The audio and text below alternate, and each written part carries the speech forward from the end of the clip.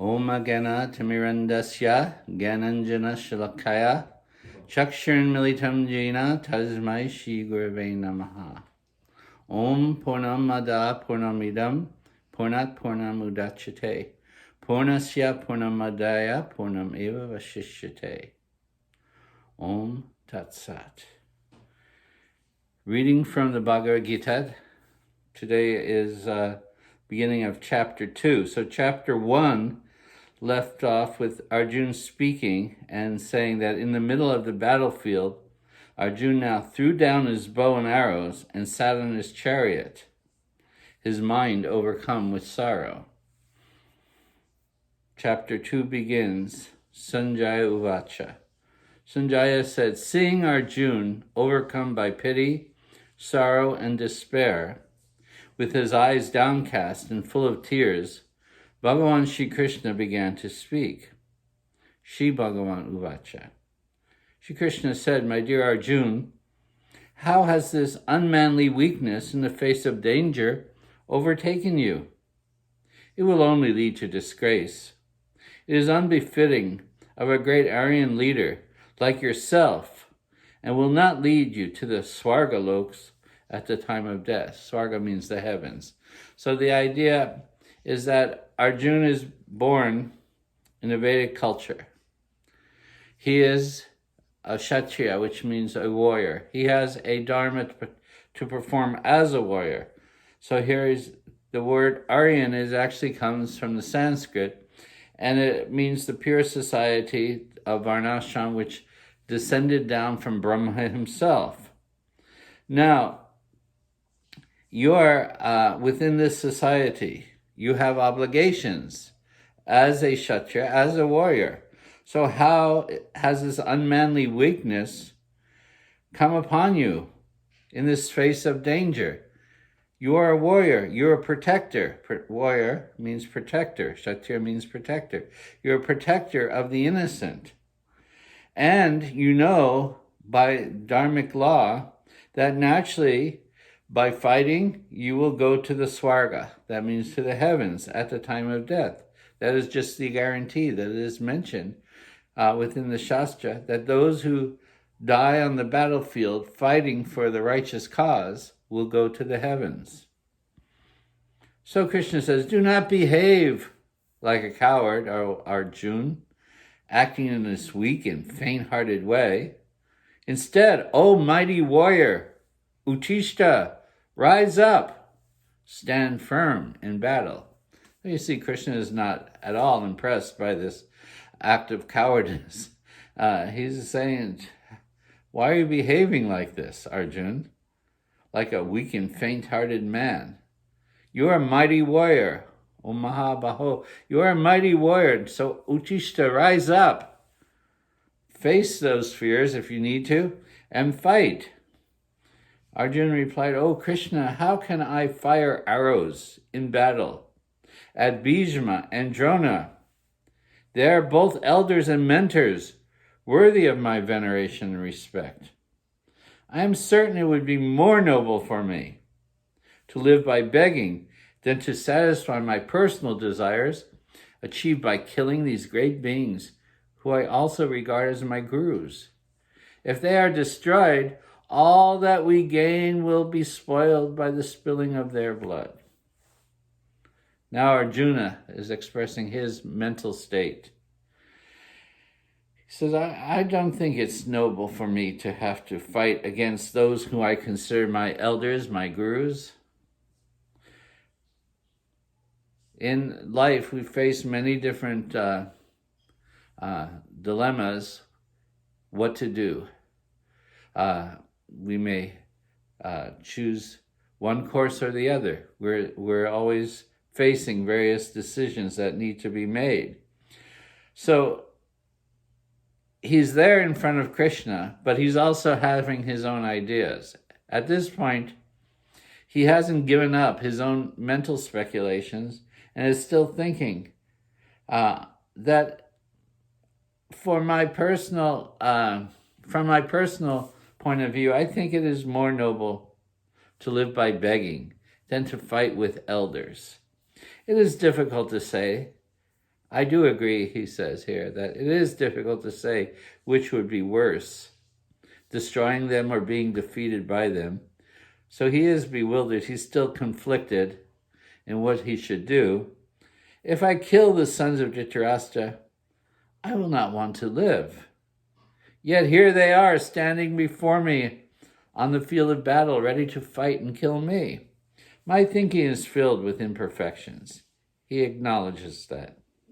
My thinking, I have so many thoughts racing through my mind, and I know that there are imperfections in my thinking. Because of weakness, as you have pointed out, Krishna, I see that pity is coming over. It has overcome my true nature. I cannot discern now how to follow the path of Dharma with certainty. Therefore, I am now bowing at your feet. And I am completely surrendering myself as a disciple to you. Please instruct me on the correct path of action. So this is the first wise thing that Arjuna actually says, because he realizes that his thinking is not correct. We want to have the guidance of those whom we consider in the superior position, who are learned by experience, learned by wisdom. And of course, Krishna here is Bhagavan. He is the Supreme Personality of Godhead. He is the original source of the Veda, the original constructor of the ways of Dharma. So what should I do? That is the wisest thing to do, is ask, what should I do, O Krishna? I can see no way now or in the future to remove this sorrow that is tormenting and debilitating my indriyas, that is my bodily senses. I'm completely confused. Even if I become the ultimate Maharaj of this Bhumi Lok, of this earth planet, or achieve the supreme powers and the enjoyments of the Devas, I do not think I can give up this sorrow. It is not acquiring something, acquiring the position of a Maharaj or an enjoyer in the heavens. I need to do the right thing, but I am confused about what is that right thing. Only if one does the right thing is one actually satisfied. If one does something that is incorrect or against the principles of Dharma, then he becomes troubled. So Arjuna is now troubled because he's thinking in a way which is opposite to his dharmic duty as a Kshatriya. As Dhritarashtra's curiosity increased regarding Arjuna's state of mind, Sanjaya then said, having accepted Shri Krishna as his guru, Arjuna said, O Bhagavan, I will not fight. And with those words, he became silent. In other words, I'm waiting here now to receive your instruction. At this moment, Shri Krishna, who had a look of amusement and surprise on his face, started laughing. And he began to speak to the disheartened Arjuna. Krishna was pleased that Arjuna now is taking counsel of him. And at the same time, he finds the whole scenario kind of amusing in the sense that you're my friend for so long. How long has it taken you now to turn around and seek my guidance? Shri Bhagavan said, the words you speak appear to be full of profound meanings, but those who are wise do not grieve for those who are breathing or whose breath has gone. Not for the living, not for the dead. Krishna gets right to the point. You're speaking so many words, so many ideas coming from your mind. But the fact is, those who are truly wise, those who are gyanis, those who have true knowledge, they never grieve for those who are living nor dead. Because the nature of the world is that by the karmic law, everyone has to accept those things that come to him. Willingly or unwillingly, we have to face life with all its with all its duplicities, happiness and distress. We have to face it. There's no way of avoiding. Never was there a time when I did not exist, says Krishna. Nor you, nor these kings. And from this time forward, none of us will ever cease to be. The first spiritual point Krishna points out is that we are eternal. We are all eternal beings in a temporary encasement called the material body. So the fact is that never was there a time when I, who am the Supreme Bhagavan, did not exist. But because God exists, we also exist. We are part and parcel of the Supreme. Sometimes the question comes up that who created God? Well, who created you? We exist. Existence is the fact. Everyone can say, I exist. When our existence came into being, was it just at the time of birth? Bhagavad Gita doesn't say that. Veda doesn't say that. Our existence manifested at the time of birth. We have always existed. Never was there a time when I did not exist, nor you. Krishna says here, nor all these kings assembled here. For we are eternal beings. We are Atma, soul, spiritual beings. That is the first spiritual principle, that we are not the physical body, we're the soul within the body, who brings life to the body, who brings consciousness to the body, who brings the experiences of happiness and distress, who gives us the power of sight, the power of hearing, the power of smelling, the power of tasting, power of feeling, all these things. Who gives us that power? It is the life force, the Atma. That Atma is eternal. So Krishna says, that Atma is eternal. Therefore, you have always existed. First, understand this principle before we go on with this discussion. Krishna says here, understand there's always existence of you and me and all these beings assembled here. Just consider, Krishna goes on, just as a person grows within this deha, this perishable body, from childhood to youth to adulthood, then to old age, so at death of the deha, their dehi is immortal consciousness, migrates to another deha. Two Sanskrit terms here, deha. Deha means the body we exist in. But within the deha, there's a dehi. The dehi is the immortal consciousness within the body. One who understands this is not confused by all these changes. So Krishna gives a simple analogy. Dehi nosmin jata dehe komar jovanam jara.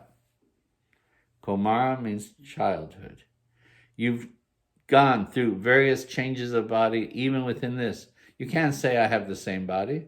I'm no longer a child, but I'm the same person in a body I consider to be youthful or in my adulthood or in my old age. I'm still that same person. I'm the witness within the body that is ever changing. So what is life? What is death? It is just change, changing from one body to the next. And death is simply another form of change. So you enter into another deha. This is a deha. Your youthful body was a deha. Your childhood body was a deha. They're all different dehas, different bodies. But the dehi, the conscious being, was always the same. The I am. You can say, I am. I exist. I exist within this body. And I will exist in another body at the time of death. So listen, Arjun. What is life? It is simply experiences, material experiences, like heat and cold, sukha, pleasure, dukkha, pain. They all come and go. They're temporary. So one learns to endure them. One accepts. There is heat, there is cold. There's happiness, there's distress. You don't become bewildered with each changing moment.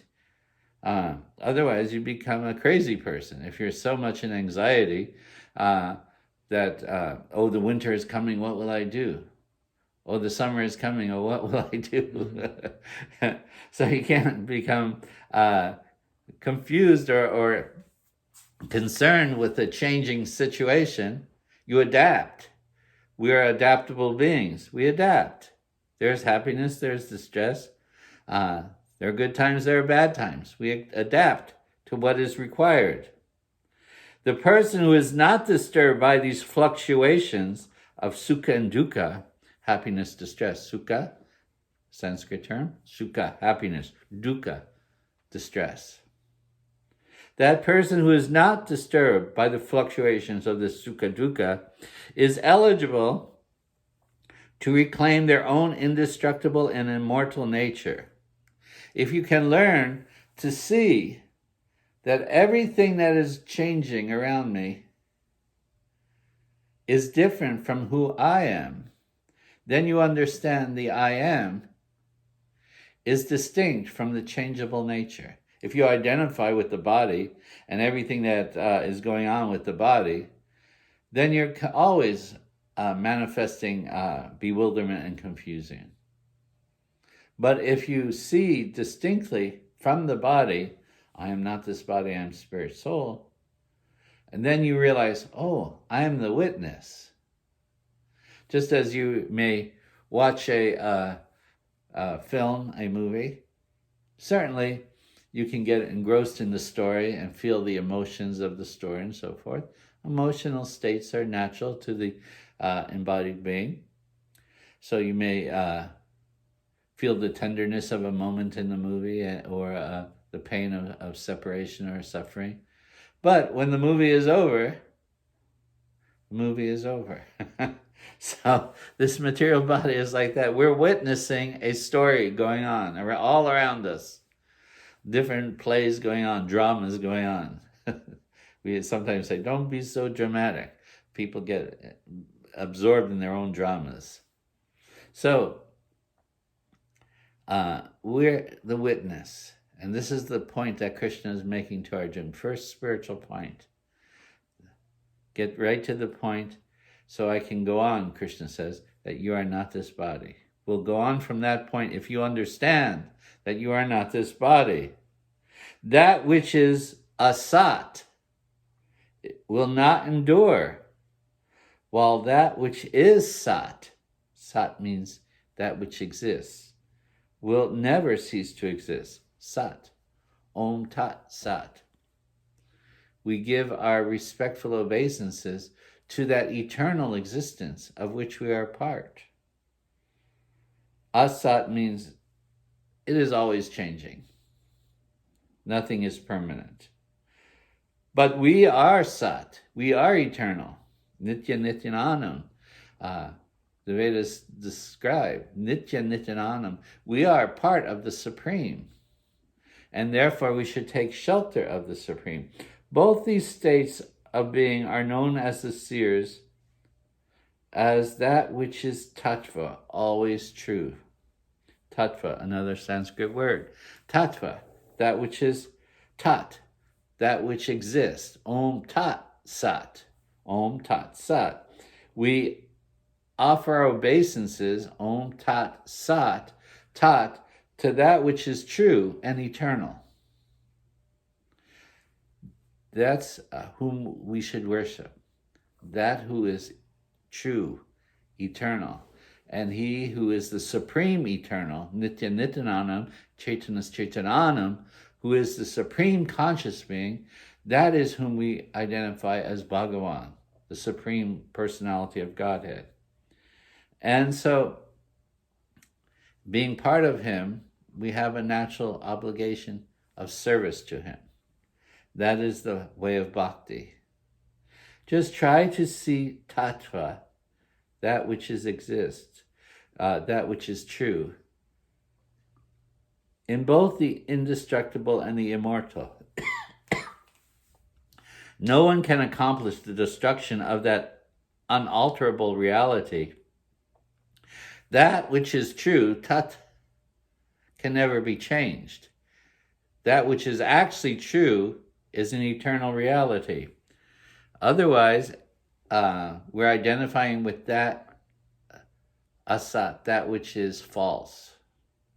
O Arjun, these dehas, which must someday end and then be burned, are inhabited by an undying and indestructible and immeasurable being, the soul.